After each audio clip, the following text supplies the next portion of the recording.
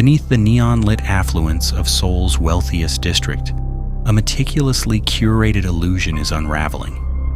The perpetrators are not underground figures.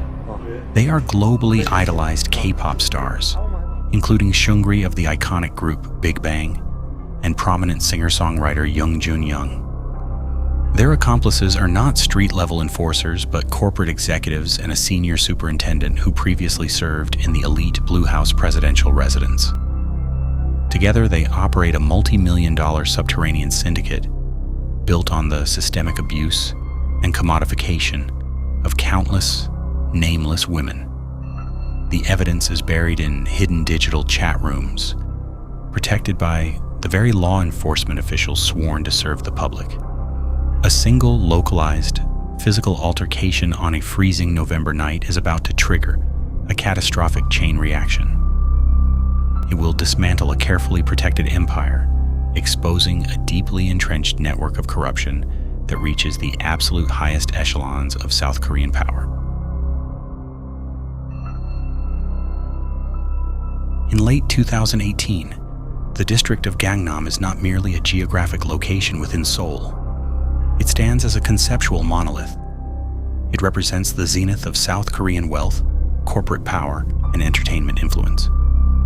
By day, its broad avenues are dominated by the glass facades of multinational conglomerates and the highest concentration of plastic surgery clinics on Earth. By night, it transforms. It becomes an exclusive neon-lit playground governed by an entirely different set of rules, a subterranean world where extreme wealth buys absolute impunity. The broader socio-political climate of the nation is highly volatile. The public holds an absolute intolerance for state corruption and elitist collusion, having recently ousted a president through historic candlelight protests in 2016 and 2017. Simultaneously, the domestic Me Too movement is gaining unprecedented traction. Tens of thousands gather at Hyewa Station, demanding severe government action against digital crimes and illicit photography. The public is increasingly hypersensitive to the authoritarian abuse of power by the wealthy, a concept locally termed gapjil. Against this fractured social foundation sits a recently opened multi-million-dollar venue named Burning Sun. Burning Sun.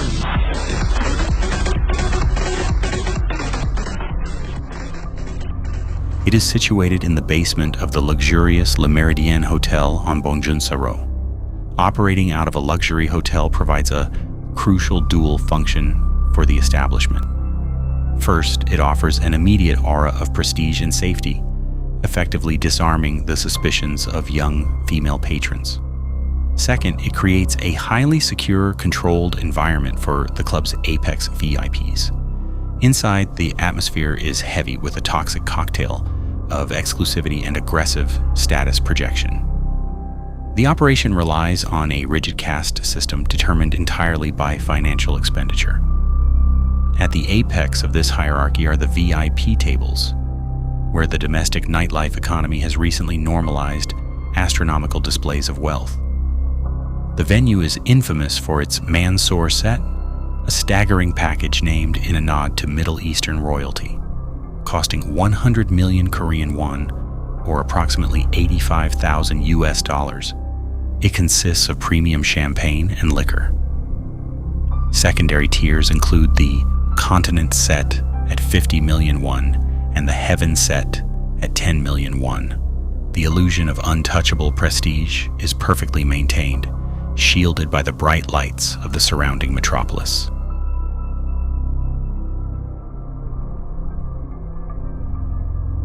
The extreme financial stratification of the venue requires an active, aggressive workforce.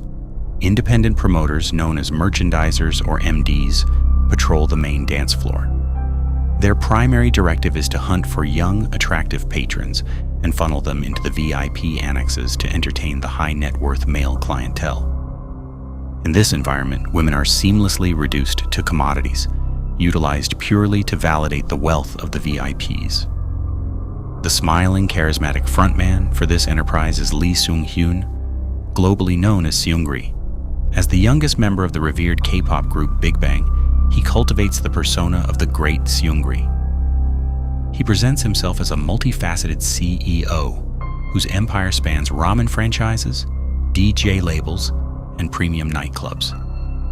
Psychologically, his self-worth is inextricably linked to his ability to broker power and flaunt wealth. He utilizes his immense fame as a golden key to attract illicit foreign capital. He explicitly targets wealthy overseas investors, including a shadowy Taiwanese figure known as Madam Lin and various Chinese elites. To these investors, he offers access to Gangnam's underground economy, which explicitly includes illicit services. The syndicate is not an isolated street gang, but a highly integrated network of cultural icons and corporate facilitators. Another key figure is Yoon Seok, co-CEO of Yuri Holdings. He functions as the syndicate's logistical brain. While the celebrity frontman provides the fame, the CEO manages the actual procurement of illicit services, coordinates the logistics of the VIP rooms, and handles the illicit financial flows. He works closely with Madam Lin, who provided the massive initial capital injection needed to launch the venue. Native intelligence and local reporting heavily suspect her of utilizing the club to launder massive amounts of money for overseas organized crime syndicates. This is allegedly achieved through a complex web of fake accounts, ghost employees, and inflated liquor purchases. Together, they form the financial engine of the operation. Before the cracks in the facade emerge, the public views these figures as meticulously curated, disciplined beings, marketed as perfect role models for the youth. They are handed immense wealth and global adoration at a developmental age. But behind closed doors, a sociopathic commodification of human life drives the business. Messages from 2015 reveal explicit commands to procure individuals who will entertain the investors. For the corporate architects, mediating these illicit encounters is viewed merely as a calculated corporate expense, a pragmatic tool used to secure millions of dollars in foreign investment. The physical geography and architectural layout of the venue are deliberately leveraged to conceal these activities. The massive main dance floor is a chaotic space flooded with sensory overload. General ticket holders experience blinding strobe lights, deafening music, and crushing crowds. But the dark heart of the operation lies behind heavy, soundproofed doors. Patrons and promoters must navigate closely guarded corridors to reach the VIP suites. These rooms are engineered for absolute privacy and sensory isolation. They feature localized volume controls to drown out the club's main sound system. They are intentionally designed with architectural blind spots evading the gaze of the club's own internal security cameras. Forensic analysis later highlights a chilling structural flaw, documented by investigators as the bathroom vulnerability. Promoters, identified in police reports as individuals A and B, utilize the attached private bathrooms within the VIP suites as secondary, ultra-isolated crime scenes. These tiled, echo-heavy spaces isolate them from even the chaotic privacy of the VIP room itself.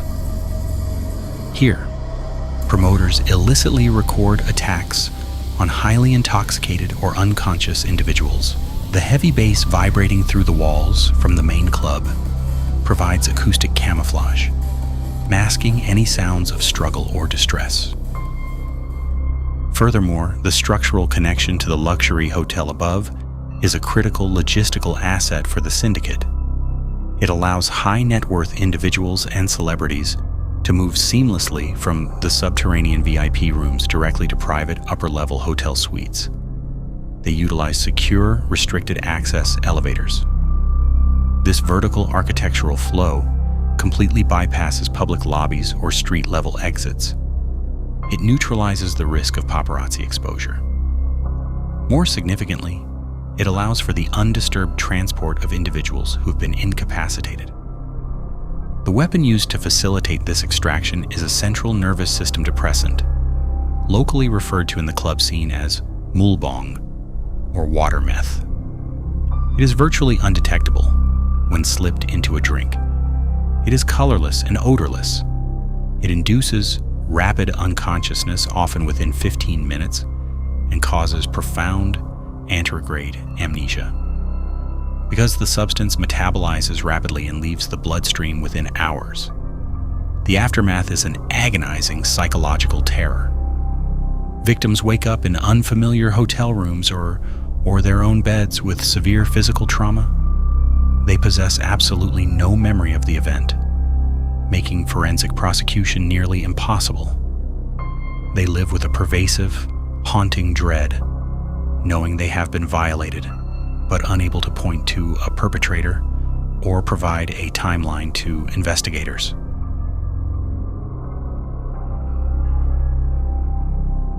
For weeks, the true nature of the venue remains hidden, but the foundation begins to crack under the weight of a single desperate act of civic courage.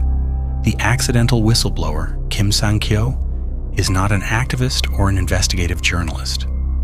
He is an ordinary 28-year-old art director who attended the venue on a cold November night simply to celebrate a friend's birthday. To his family, he is a hard-working, ambitious professional. He did not set out to topple an entertainment empire. He simply intervened when he witnessed a woman being harassed. When his fundamental belief in the social contract is violently shattered by the arriving officers, his relentless pursuit of justice becomes paramount. On December 14, 2018, frustrated by systemic police stonewalling, he posts his experience on an automotive and social forum. His post details the assault and alleges blatant police collusion with the club. For months, he endures severe public backlash, counter lawsuits, defamation charges, and immense psychological stress. He becomes the vital crack in the dam, sacrificing his own peace and anonymity. On January 28, 2019, a mainstream news broadcast airs the security footage of the assault, officially breaking the story to the general public. Simultaneously, a separate, silent timeline converges. The critical breakthrough does not come from a police raid, but from a private cell phone repair technician. Singer-songwriter Jung Young leaves his device at a private data recovery shop.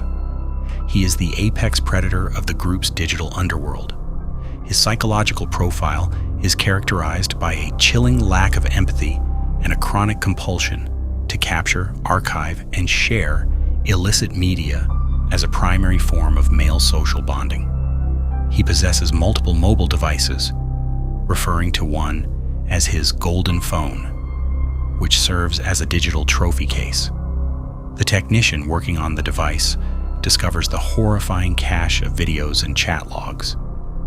Fearing for his life and deeply distrusting the police, the technician eventually passes the data to an attorney. The attorney analyzes the unedited digital logs. He recognizes a terrifying reality. The messages explicitly implicate high-ranking police officers, referring to a figure known as the police chief. The attorney knows that handing the evidence to the local precinct will likely result in its immediate destruction.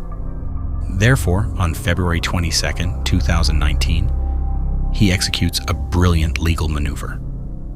He bypasses law enforcement entirely, submitting the raw data directly to the Anti-Corruption and Civil Rights Commission. This forces the government's hand, placing the evidence in a federal, non-police jurisdiction where it cannot be easily buried or manipulated. 4 days later, an investigative journalist publishes an exclusive exposé detailing the messages from 2015. The logs reveal the explicit orders regarding foreign investors. By March 11th, the existence of the golden phone is revealed to the public.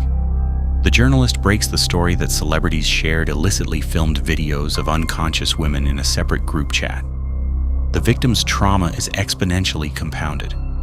They realize their experiences were not isolated events, but highly produced digital media distributed for amusement.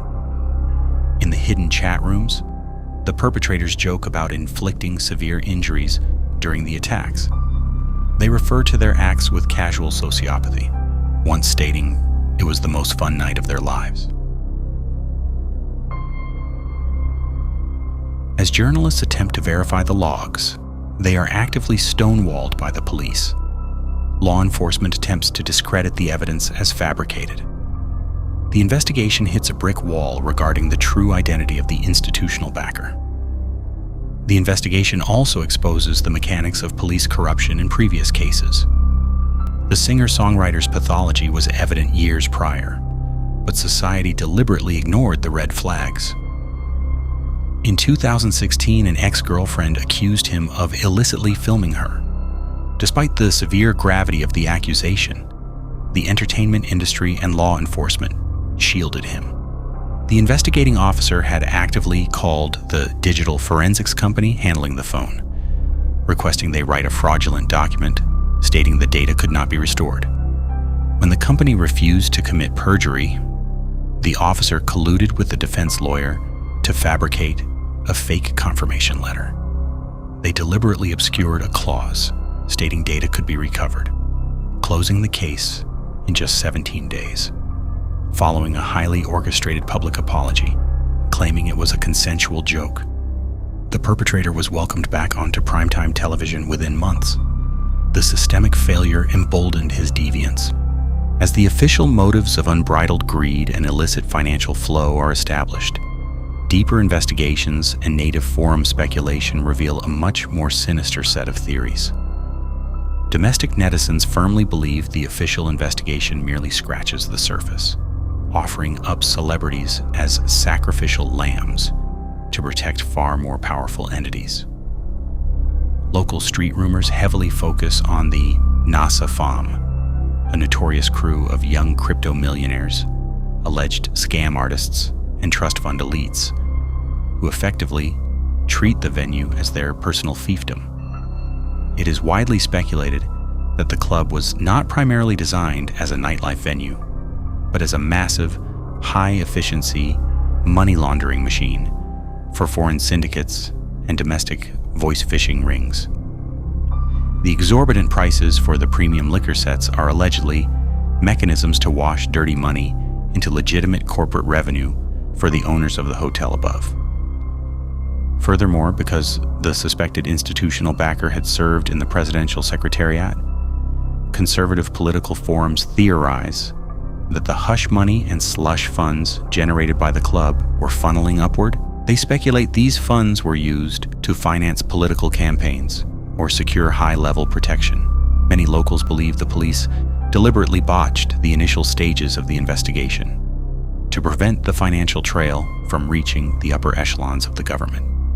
Rumors persist regarding the highly suspicious deaths of local investigators.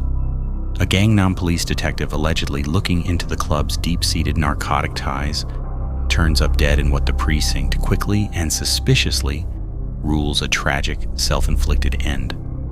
To the public, the network operates not just as a club, but as an untouchable cartel, protected by state-sanctioned violence. Facing unprecedented public fury, the corporate frontman announces his immediate retirement from the entertainment industry. Yet the identity of the police chief remains hidden. The official police apparatus continues to fail, requiring journalists, civilian whistleblowers, and even celebrities to execute the investigation themselves. It is here that a vital peer-to-peer social engineering tactic breaks the case. Goo Hara, a widely beloved former member of the iconic girl group Kara, emerges as an unsung hero. Behind her glamorous persona, she is suffering immense, debilitating psychological trauma as a victim of digital crimes herself. Recognizing the familiar terror the victims are enduring, she proactively contacts the lead reporter. Operating from a place of profound empathy and fierce solidarity, she utilizes her personal connections within the industry to break the case wide open. She personally contacts a member of the chat room whom she has known since their trainee days. Because she is a fellow celebrity, his guard is down. She aggressively presses him, successfully pressuring him into revealing the true identity of the backer to the journalist. Under the pressure, he confesses. The police chief is Senior Superintendent Yoon Gyu-gyun. He represents the deep institutional rot within South Korean law enforcement, a high-ranking official who previously served in the elite presidential residence under multiple administrations. He possesses immense political capital and influence over investigative procedures across the country. He is the institutional shield. He is an opportunistic bureaucrat who traded the authority of his badge for proximity to celebrity and illicit financial gain. He routinely tipped off the business partners about impending police raids or health and sanitation inspections at their affiliated establishments, ensuring their criminal enterprises proceeded unhindered. For the corrupt precinct officers below him, the motive was simple graft, exchanging the authority of the state for free meals, golf trips, illicit stock tips, and cash bribes. The scandal fundamentally alters the cultural landscape. It functions as the absolute death knell for the pristine, heavily manufactured illusion of the K-pop industry. The unredacted release of the messages reveals a violently misogynistic underbelly, where male idols refer to their fans and acquaintances as disposable objects. It validates the darkest, most terrifying fears of the public. The fact that these egregious acts were facilitated by top-tier celebrities, executed in premier nightlife venues, and actively protected by high-ranking police officers proves that systemic complicity is a tangible reality. It leads to a severe, lingering distrust of the National Police Agency, particularly among young women who realize that the state apparatus was seemingly designed to protect the perpetrators rather than the victims.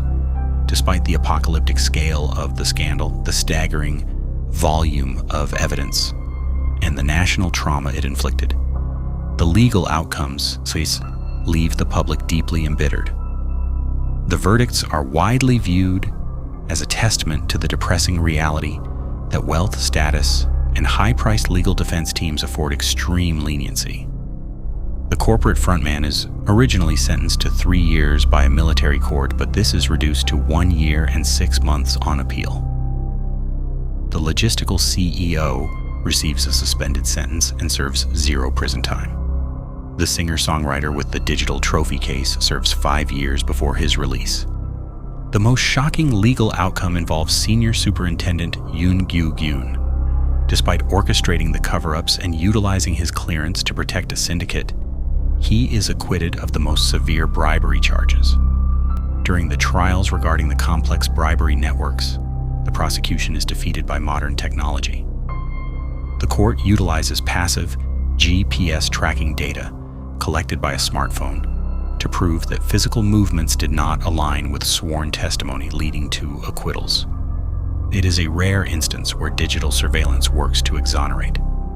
The superintendent escapes with a minor fine of 20 million Korean won, approximately $15,000. Having paid his fine, he does not face expulsion from the police force. By early 2024, he is quietly reassigned to serve as the head of the Crime Prevention and Response Division at a police station in Seoul. It is a staggering irony that a man convicted of aiding a criminal syndicate is placed in a leadership role in charge of preventing crime. It is only when an explosive international documentary brings global attention back to the case in May 2024 that the National Police Agency panics. In a hurried attempt to save face and quell public anger, they subject him to a sudden personnel reshuffle. He is transferred to a holding pattern desk job strictly reserved for disgraced officers awaiting retirement. The key players continue to navigate a society that has not forgiven them, though the legal system has set them free. The corporate architect, having completed his brief sentence, is reportedly attempting to export his business model overseas. Now I can say to my friend, you all.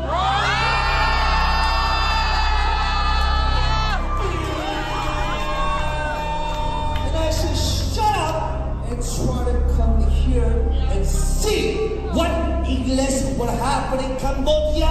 This the greatest country in Asia.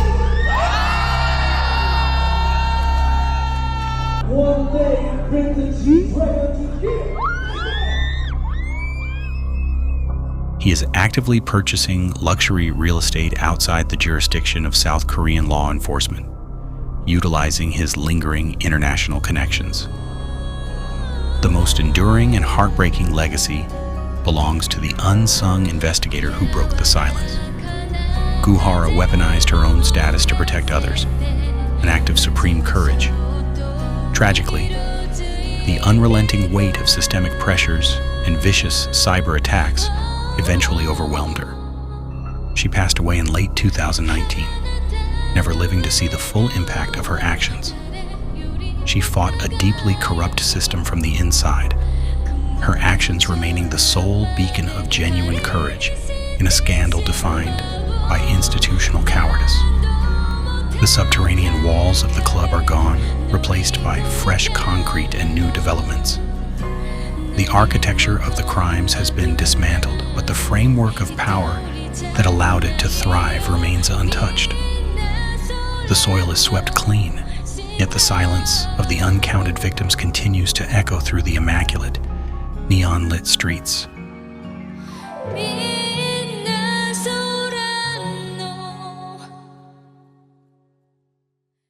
U.S. medalist and the shadow of Chinese cult. The hunting for missing treasure and an international espionage. They are all connected. Subscribe now for the coming full documentary.